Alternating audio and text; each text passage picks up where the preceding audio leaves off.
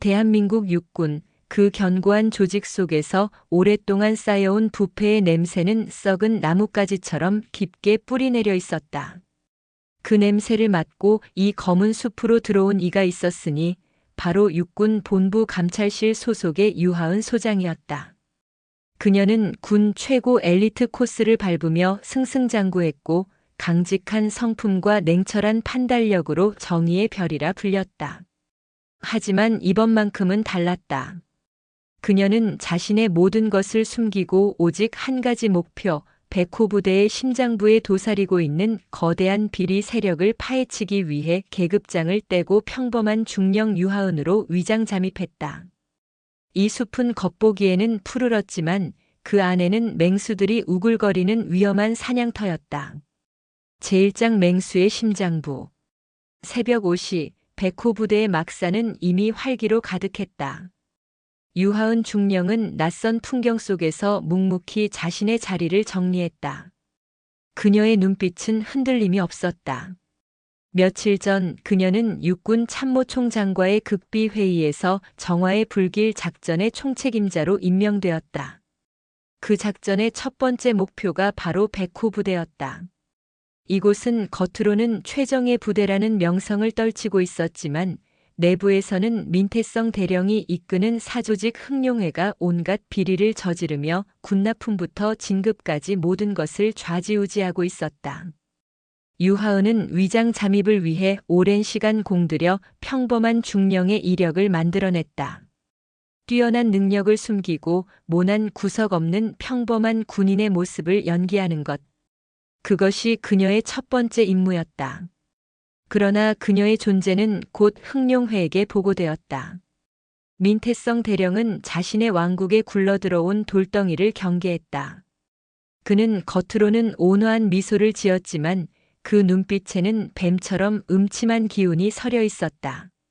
신임 중령, 이름이 유하은이라고 했나? 부대에 온 걸 환영하네. 백호 부대는 말이지 가족 같은 곳이야.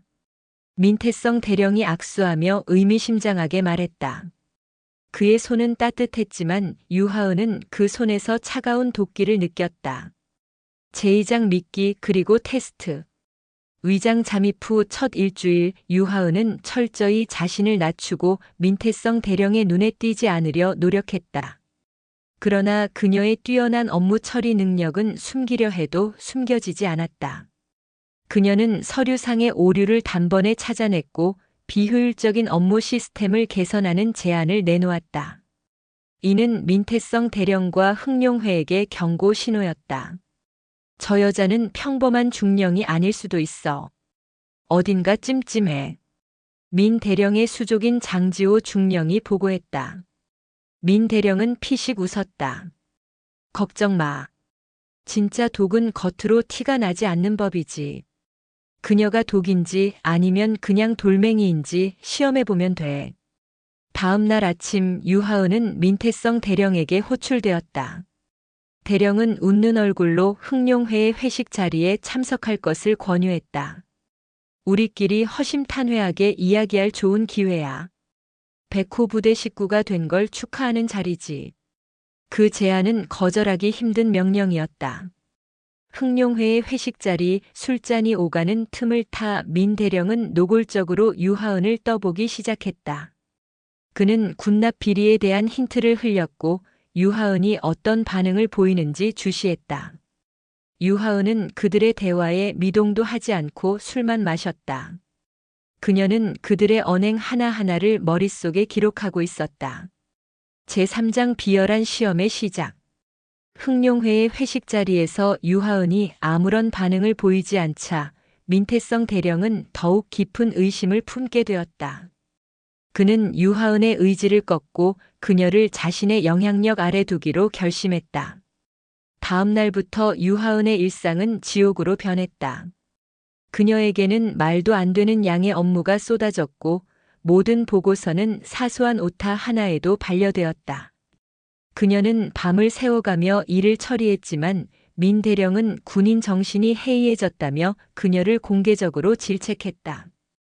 유 중령, 자네는 이 조직에 적응할 의지가 없는 건가? 우리 백호 부대는 말이지 하나가 되는 것을 가장 중요하게 생각하네. 민태성 대령은 모든 장교들이 모인 자리에서 유하은을 압박했다. 유하은은 묵묵히 고개를 숙였다. 겉으로는 굴복하는 것처럼 보였지만 그녀의 내면에서는 차가운 분노가 타오르고 있었다. 그녀는 이 모든 모욕을 감수하고 있었다. 모든 것이 그녀의 작전의 일부였다. 이때 유하은의 뒤에서 묵묵히 그녀를 지켜보는 이가 있었으니 바로 한준혁 상사였다. 그는 흥룡회 소속은 아니었지만 그들의 비열한 행태를 보며 마음속으로 불편함을 느끼고 있었다. 유하은은 이진우 상사에게서 작은 도움을 받았다. 그는 몰래 그녀에게 내부 정보를 흘려주거나 불합리한 명령을 완화해주려 노력했다. 유하은은 그의 눈빛에서 정의를 향한 작은 불씨를 보았다. 제사장 감춰진 증거들. 유하은은 민태성 대령의 감시를 피하며 흥룡회의 비리 증거를 수집하기 시작했다. 그녀는 밤늦게까지 부대 내 서류실을 뒤졌고 컴퓨터의 로그 기록을 분석했다. 민 대령의 개인 공간은 접근조차 불가능했지만 그녀는 그의 수하들을 이용하기로 마음먹었다. 유하은은 그들의 약점을 파고들었다.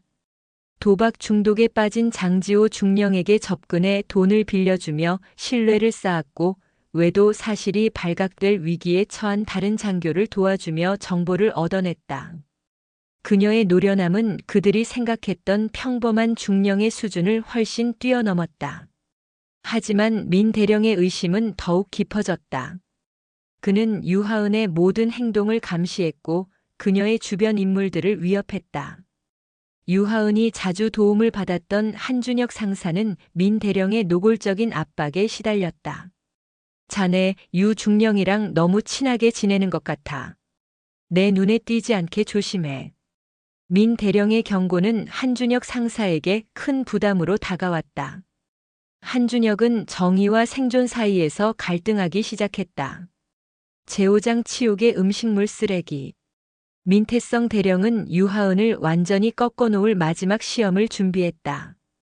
전 장병이 모인 식사 시간, 민 대령은 확성기를 들고 유하은을 불렀다. 유 중령, 자네는 백호 부대의 명예를 더럽혔어. 군인으로서의 자격이 없다고 생각하네. 민 대령의 외침에 모든 장병들의 시선이 유하은에게로 향했다. 그는 유하은에게 다가가 그녀의 손에 음식물 쓰레기통을 쥐어주며 말했다. 자네가 이 쓰레기통을 비우지 않으면 오늘 모든 장병들은 밥을 먹을 수 없을 것이다. 유하은의 얼굴은 굳어졌다. 이보다 더한 모욕은 없었다. 그녀는 잠시 흔들렸지만 이내 눈빛을 바로잡았다.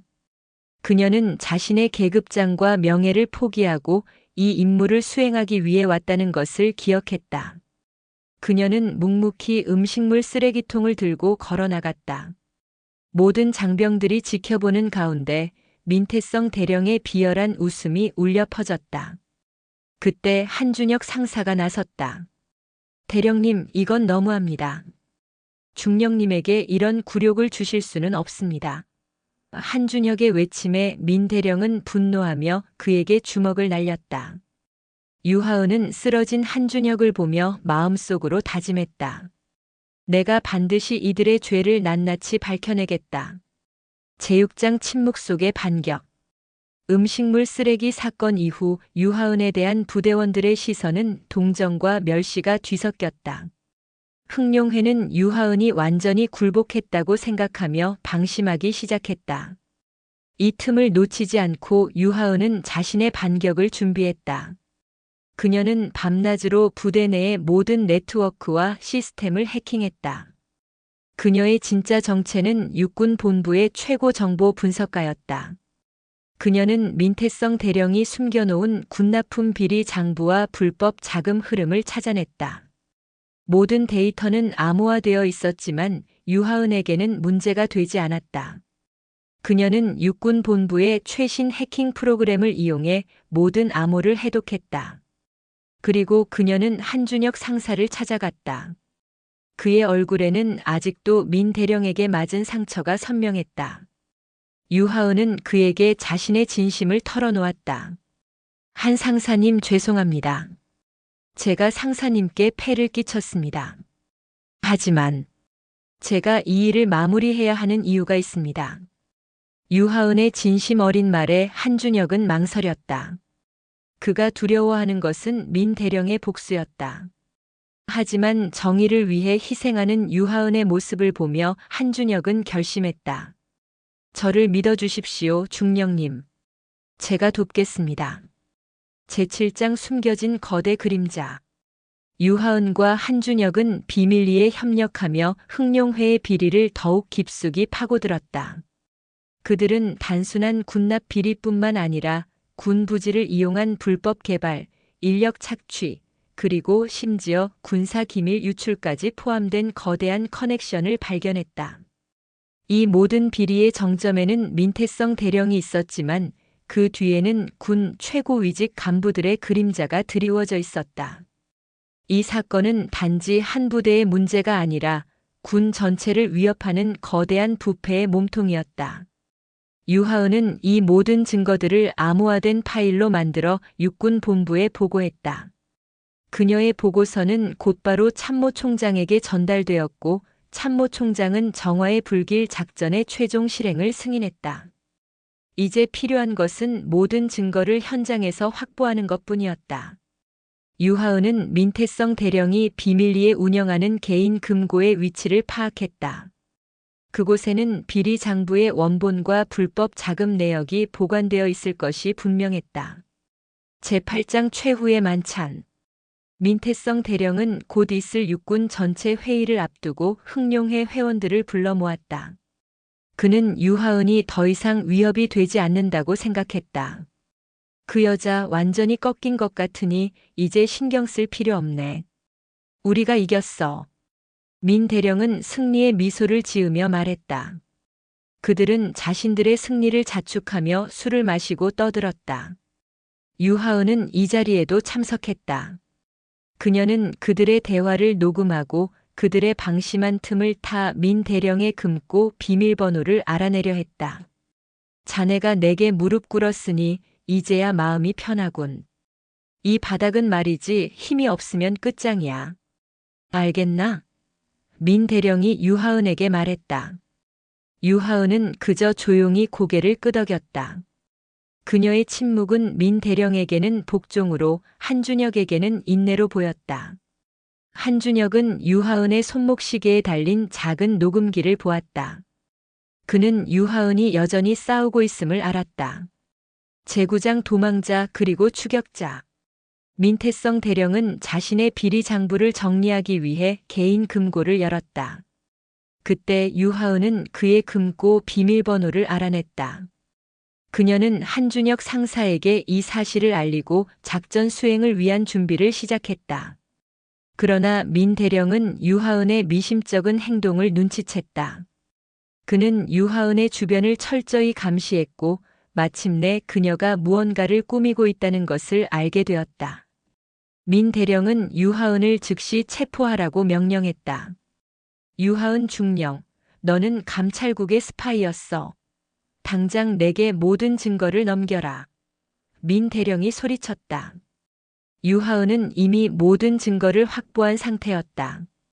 그녀는 민 대령의 수하들을 따돌리고 부대 밖으로 도망쳤다. 한준혁 상사가 그녀의 도주를 도왔다. 중령님, 제가 시간을 벌겠습니다. 어서 도망치십시오. 한준혁의 외침에 유하은은 눈물을 흘렸다. 그녀의 감정은 흔들렸지만 그녀는 냉정함을 잃지 않았다. 이 싸움은 아직 끝나지 않았다. 제10장 미로 속의 탈출. 유하은과 한준혁은 민 대령의 추격대를 피해 부대 밖으로 나왔다. 그들은 깊은 숲속으로 몸을 숨겼다. 민 대령은 자신의 모든 권력을 동원해 유하은을 잡으려 했다. 그는 부대원들을 총동원하여 유하은과 한준혁을 쫓게 했다. 그들을 놓치면 너희도 끝장이다. 반드시 잡아와. 민 대령의 목소리는 분노로 가득했다. 유하은은 육군 본부에 연락을 시도했다. 그녀는 자신의 위치를 알리고 지원 병력을 요청했다. 하지만 민 대령은 모든 통신망을 장악하고 있었다. 그녀의 신호는 계속해서 방해를 받았다. 유하은은 자신의 모든 지식을 동원해 미로 같은 숲속에서 탈출구를 찾았다. 한준혁은 그녀의 곁에서 그녀를 보호했다. 중령님 괜찮으십니까? 제가 중령님을 끝까지 지키겠습니다. 한준혁의 진심은 유하은에게 큰 힘이 되었다. 그들은 함께 이 미로를 빠져나와야 했다. 제11장 희망의 빛. 숲속에서 추격자들과 숨막히는 추격전을 벌이던 유하은과 한준혁은 마침내 한 줄기 희망의 빛을 발견했다. 그들은 부대 밖의 민가에 도착했고 그곳에서 육군 본부에서 보낸 비밀 연락 요원을 만났다. 소장님 무사하셔서 다행입니다. 연락 요원의 말에 한준혁은 놀라움을 금치 못했다. 소장? 중령님이 소장이라고. 그는 유하은의 진짜 정체를 깨닫고 충격에 휩싸였다. 유하은은 한준혁에게 자신의 신분증을 보여주었다. 육군 소장 유하은. 한준혁은 말문이 막혔다. 그는 지금까지 자신이 모욕받는 것을 보며 안타까워했던 평범한 중령이 사실은 자신보다 훨씬 높은 계급의 장군이었다는 사실에 놀랐다. 유하은은 한준혁에게 말했다.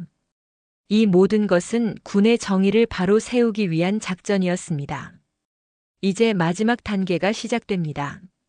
한준혁은 깊은 감동을 받았다. 그는 유하은의 굳건한 신념과 용기에 존경심을 표했다. 제12장 반격의 서막. 유하은은 육군 본부의 지원을 받아 정화의 불길 작전의 최종 단계를 지휘하기 시작했다. 그녀는 민태성 대령과 흥룡회 전체를 체포하기 위한 작전을 구상했다. 이 작전은 단순히 민 대령을 체포하는 것을 넘어 그와 관련된 군 고위직 간부들을 모두 쓸어버리는 거대한 규모의 작전이었다. 유하은은 자신의 모든 지식과 경험을 동원하여 완벽한 작전 계획을 세웠다. 민태성 대령은 여전히 유하은이 혼자라고 생각하며 그녀를 잡기 위해 혈안이 되어 있었다. 그는 부대 전체를 뒤집어 엎고 유하은이 숨어 있을 만한 모든 장소를 수색했다. 하지만 그는 이미 유하은의 소나기에 들어와 있었다. 유하은은 민 대령의 모든 행동을 실시간으로 감시하고 있었다. 이제 때가 되었다. 유하은은 마지막 준비를 끝내고 민 대령의 심장에 칼을 꽂을 순간을 기다렸다. 제13장 포위망. 작전 개시일 유하은은 특수작전 부대를 이끌고 백호 부대로 향했다. 그녀의 뒤에는 수많은 군용 트럭과 장갑차가 따라오고 있었다. 민태성 대령은 자신의 부대로 향하는 거대한 군대를 보고 깜짝 놀랐다. 그는 무슨 일이 벌어지고 있는지 알 수 없었다. 그때 유하은은 확성기를 들고 민 대령에게 말했다. 민태성 대령, 당신의 범죄는 모두 드러났습니다. 이제 모든 것을 내려놓고 항복하십시오. 민 대령은 유하은의 목소리를 듣고 경악했다. 그는 그녀가 살아있다는 사실에 충격을 받았다. 그는 부대원들에게 반격을 명령했지만 이미 때는 늦었다. 유하은은 그의 수하들을 제압하고 흥룡회 회원들을 모두 체포했다. 민 대령은 자신의 권력이 무너지는 것을 보며 절망에 빠졌다. 그는 모든 것을 잃었다. 제14장 정의의 심판. 유하은은 민태성 대령을 체포하여 그의 사무실로 끌고 갔다. 민 대령은 분노에 차소리쳤다. 내까짓 게 뭔데 날 체포해. 난 백호 부대의 대령이야. 유하은은 조용히 미소 지으며 자신의 소장 신분증을 민 대령의 눈앞에 보여주었다. 육군 소장 유하은. 민 대령은 그 신분증을 보고 충격에 빠졌다. 그는 자신의 눈을 의심했다. 그가 그토록 멸시하고 괴롭혔던 중령이 사실은 자신보다 훨씬 높은 계급의 장군이었다는 사실에 그는 온몸이 마비되는 듯한 충격을 받았다. 유하은은 냉정하게 말했다. 당신은 군인으로서의 명예를 더럽혔고 국민의 세금을 낭비했으며 군의 기밀을 팔아넘겼습니다. 이제 그에 대한 합당한 심판을 받을 시간입니다. 유하은의 말에 민 대령은 아무 말도 하지 못했다. 그는 자신의 모든 것이 무너지는 것을 보며 절망했다. 제15장 폭풍의 중심. 민태성 대령과 흥룡회 회원들의 체포 소식은 곧 군 전체에 퍼져나갔다. 이 사건은 군 내부의 거대한 부패를 드러내는 시작이었다. 유하은은 민 대령의 금고에서 발견된 비리 장부를 공개했다. 그 장부에는 민 대령뿐만 아니라 육군 본부의 고위직 간부들의 이름이 줄줄이 적혀 있었다. 이 사건은 대한민국 군대 역사상 가장 큰 스캔들로 기록되었다. 육군 참모총장은 유하은의 공로를 치하하고 그녀에게 군 개혁을 위한 모든 권한을 부여했다. 유하은은 자신의 정의로운 신념을 바탕으로 군 전체의 부패를 척결하기 위한 정화의 불길 작전을 이끌기 시작했다. 그녀는 썩어 빠진 뿌리를 뽑아내고 군을 새롭게 재건하기 위한 노력을 기울였다. 제16장 새로운 새벽. 유하은은 군 전체에 만연한 비리를 척결하고 군을 개혁하기 위한 새로운 조직을 만들었다.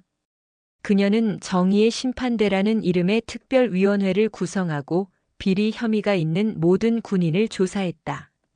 그녀는 계급과 직위를 막론하고 모든 부정부패를 단죄했다.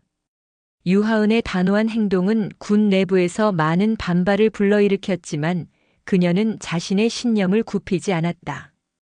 이러한 과정에서 한준혁 상사는 유하은의 가장 충실한 조력자가 되었다. 그는 유하은의 정의로운 신념을 지지하며 그녀의 옆에서 그녀를 도왔다.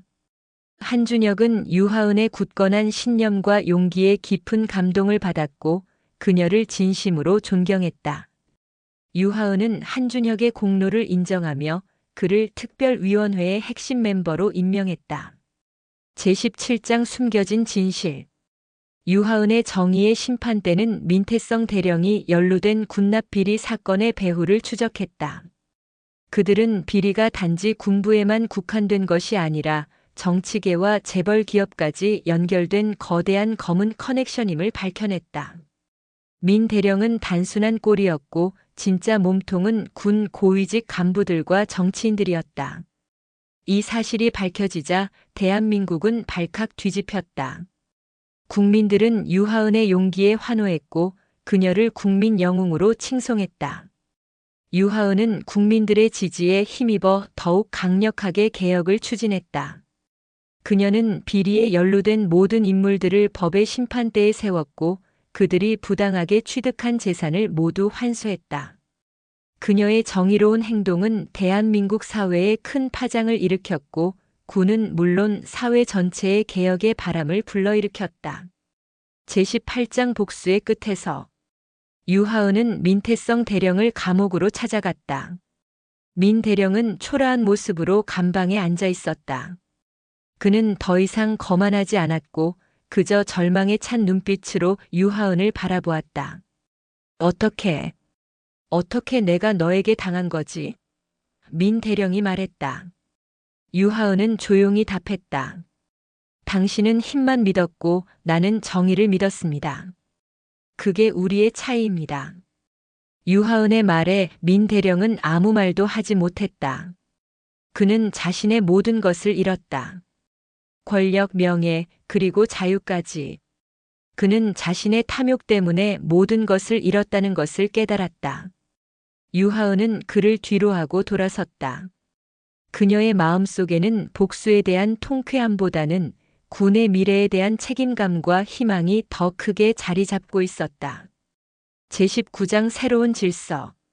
유하은의 노력으로 군은 완전히 새롭게 태어났다. 부패한 간부들은 모두 처벌받았고 그 자리는 젊고 유능한 장교들로 채워졌다. 군의 문화는 권위주의에서 벗어나 소통과 신뢰를 바탕으로 바뀌었다. 병사들의 인권은 존중받았고 군의 모든 시스템은 투명하게 운영되었다. 유하은은 이 모든 개혁을 성공적으로 이끌었고 국민들의 존경을 한몸에 받았다. 그녀는 국민 영웅으로 불렸지만 그녀는 자신의 공을 내세우지 않았다. 그녀는 그저 자신의 임무를 수행했을 뿐이라고 말했다. 그녀의 겸손함은 그녀를 더욱 위대한 인물로 만들었다. 그녀는 군의 역사에 새로운 페이지를 썼고 모든 군인들에게 희망을 주었다. 제20장 마침내 날개를 펴다. 유하은은 군 개혁을 성공적으로 마무리하고 다시 본래의 자리인 육군 본부로 돌아왔다. 그녀는 이제 정의의 별이라는 별명에 걸맞은 진정한 리더가 되었다. 그녀는 군의 미래를 설계하고 더 나은 군대를 만들기 위해 노력했다.